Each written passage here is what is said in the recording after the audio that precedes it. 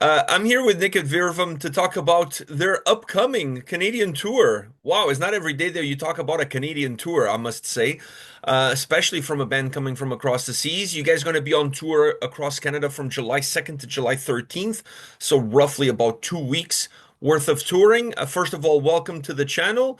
So let's get right into it. Like, why Canada? Why a Canadian tour? We've never been to Canada before as a band. I mean, I personally have, but we never played a show there, despite having toured the US twice. So it might be a coincidence or so, but it just never really happened. So yeah, that and just the fact that also of course, the US visa stuff is just super rough right now. So it just offered itself up basically. Plus, our booking agent is Canadian and has the best connections there. So yeah, Yeah, it makes perfect sense to me. If you ask me, more bands should be doing what you guys are doing. Because I feel like there's a lot of people that if they want to watch the band and they're in the US, specifically close to the border, they obviously going to make the trip to one of the Canadian cities to see you guys play. And you guys get to save a bunch of money on visas and all sorts of stuff. And the Canadian dollar is not what the European euro is. So there's a lot of wins for you guys with this tour. What are your expectations? Do you have a set of expectations coming into this tour, or you're coming like as Nirvana, come as you go and take me as you are? yeah, the letter, rather the letter. It's like I know we have a bunch of friends in the bigger cities. Like I think in Montreal we know a bunch of people, and in Toronto we know a bunch of people. But apart from that, uh, I don't know. It's just I think there will not be zero people. So, but at the same time, I'm not expecting much. I'm happy to play in front of 20 people, maybe 100 people, maybe 200 people. I don't know, but everything makes me happy right now. Wow, your bar is super low.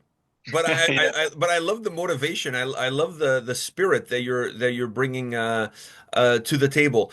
Who's going to be touring with you guys? You guys are not doing this alone. yeah. It's Store Trading from Geneva. It's like we're super friendly with these guys. We've been since many years. They got quite some history as well. Like they've been a band. I mean, they've been around for like I don't know, 15, 20 years or so, and they're on the label of our friends in the Artisan era. I'm not sure if that rings I a know bell with you. the label. Yeah. Yeah, and they've never toured overseas. So after after basically trying to like look for a fitting support band that's already like from either the US or Canada, at some point we thought, why not just ask these guys and see if they're down. I mean, even though financially and so on, it doesn't make much sense, but they were eager to do it, and I'm super happy to have these guys on board because it makes a lot of things easier in terms of like the logistics and so on. If there's one thing you can never accuse metal bands of is being financially acute and doing the right financial Rarely, decisions. rarely.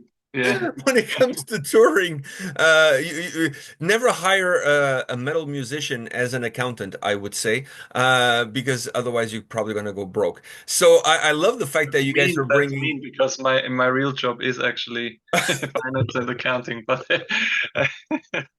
Wow, like this is quite the paradigm that you're creating here. Like a side of you is telling you like this is not good, and a side of you is telling you exactly, like I just want to do it anyways. exactly. Yeah, yeah, that's it's been like that. I mean, we've been doing the band as an expensive hobby most of the times. I mean, it got close to the point where it was like where we started not losing money. But times can change very fast, and from a tour like this, I really like. I'm just happy that there's still people around caring for our music and coming out to the shows, no matter how many. Yeah, that takes me to my next point because you guys released Illuminance back in 2016. It's been almost 10 years, 9 years, going on 10 years. Is that the album you guys are going to be playing on this tour, or you have some new material that you're going to be sharing on this tour? We do have one or two or three new tracks that we're gonna play live. We've been playing some new material actually since like, I think 2019. We already played like a new song live or something. But still, mainly it's the Illuminate material for sure. But people can be stoked if they're into us and if they already have heard Illuminance so many times, so they can be stoked to at least hear some new music then as well. I mean, they may have heard Illuminance many times, but live is a different story.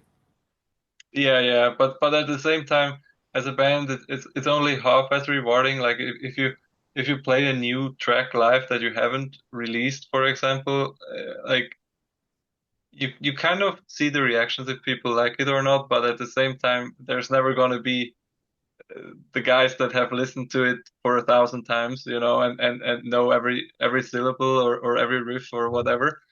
So it's not quite the same feeling. If you have people digging your music when you play something new, it's like you kind of realize they like it or they don't, but you don't really get that hype.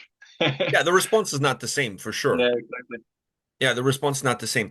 Are you guys planning on releasing any new material after the tour? Considering that obviously not before the tour, but after the tour. Yeah, yeah. We've been, I mean, the band, it might seem that way, but the band hasn't really paused in that sense. It was just like COVID hit, and then from that point on, everything just went a lot slower, and we didn't really rehearse that much. We had like a bunch of shows year by year, but it never really stopped. I mean, behind the scenes, it never really stopped. Like I've always been working on the new record or the new material, and now it's basically it's completed, or at least the compositions and every all the songs have been completed. Now it's basically just us working on that and recording everything, and then do the detail work.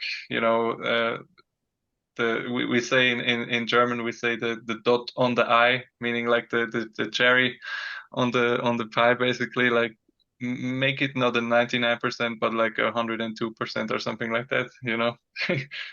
So it's gonna take another while, but I mean, yeah, it we've been grinding, especially the last couple of months. Like it really intensified.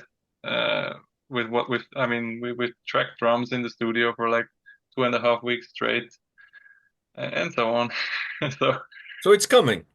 yeah, it's definitely coming. It's just growing older. You need to accept that the life situations for everybody Hmm. changed, and it's just you cannot really work that pace anymore on the one side that you might have when you were 24, 25. Like Yeah, the yeah. stuff we did with Illuminance, like I basically, I don't know. I remember when I recorded it, I worked like 18 hours a day, basically, like coming home from my one job and then track guitars until 2 a.m. At night. Uh, can't really do that many like that often anymore because now with all the obligations that you have as an adult, I would say. I mean, just a lot of things changed for everybody in the band. So we kind of just come to accept that we work our own pace. We're still gonna make it the best we can. Still trying to uh, make that material because we don't do that all every 2 years, you know. So we do it every 10 years so far. So just making sure that it really lives up to our own expectations.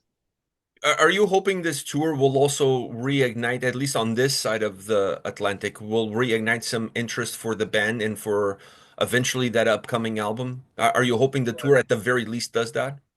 Yeah, yeah, that as well. And also internally in the band, I kind of hope, you know, that that spark or kind of the five of us, we kind of realize that this is the path we want to go down again, and like and make the next few years um just a bit more of the band again, and less about just the living and the jobs and the that on the one side, and also yeah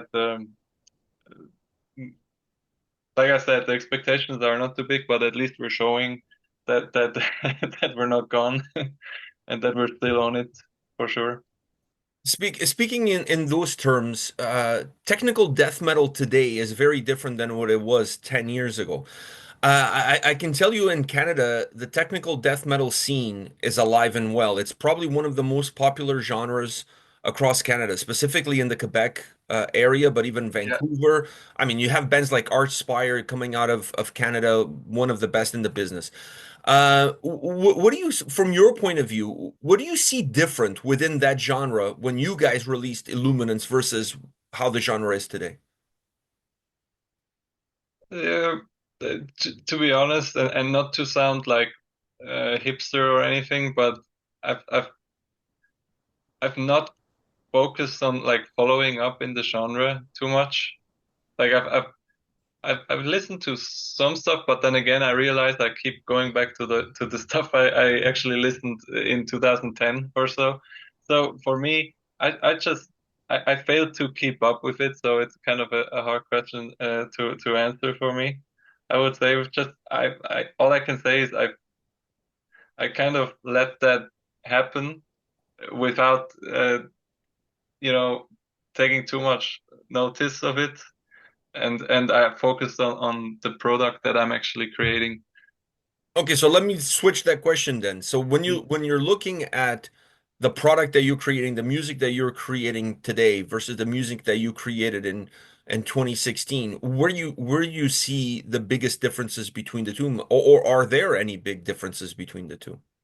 Yeah, for sure. But it's I think that's not due to any, like I said, that's not due to any other factors other than just maybe us or me just becoming like spending 10 years doing it and just by that also becoming a slightly different person. So I would say the biggest differences are I think the vibe of it, like Illuminance was much of like basically storytelling or like creating that world, that vibe, and where you potentially, if you're into it, you kind of can immerse in it.